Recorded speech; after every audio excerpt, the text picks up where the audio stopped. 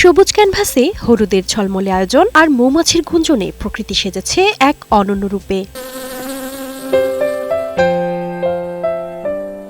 সোনালী রোদের কোমল ছোঁয়ায় দুলতে থাকা হলুদ ফুলগুলো যেন প্রকৃতির বুকে আঁকা এক শান্ত স্বপ্নীল আর মন কাড়ানো দৃশ্যপট। নওগাঁ শহর থেকে ৪৮ কিলোমিটার দূরে পত্নীতলা উপজেলার মোবারকপুরে মাসুদুল হক নামের এক উদ্যোক্তার শখের এই বাগান। লক্ষ্য ছিল তেল উৎপাদনের মাধ্যমে বাজারজাত করা, কিন্তু বর্তমানে এটি এখন পুরোদস্তর বিনোদন কেন্দ্র, যা মুগ্ধ করছে ভ্রমণ পিপাসুদের।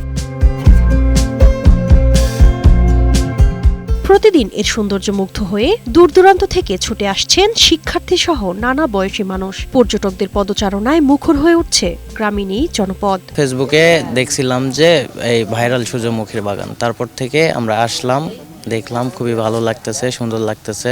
আমরা অনেক দূর থেকে দেখতে আসছি, অনেক এনজয় করছি, মজা লাগছে। প্রকৃতির অপারে সৌন্দর্য দেখতে প্রতিদিন অন্তত ২০০ থেকে ২৫০ ফুলপ্রেমী এখানে ভিড় করেন। পর্যটকদের আকর্ষণ বাড়াতে এর নাম দেয়া হয়েছে সানফ্লাওয়ার ভ্যালি, যেখানে প্রত্যেক দর্শনার্থীর প্রবেশ মূল্য রাখা হচ্ছে ২০ টাকা। বিভিন্ন জায়গা থেকে পর্যটকরা আসতেছে, উৎসব মুখর ছবি তুলতেছে।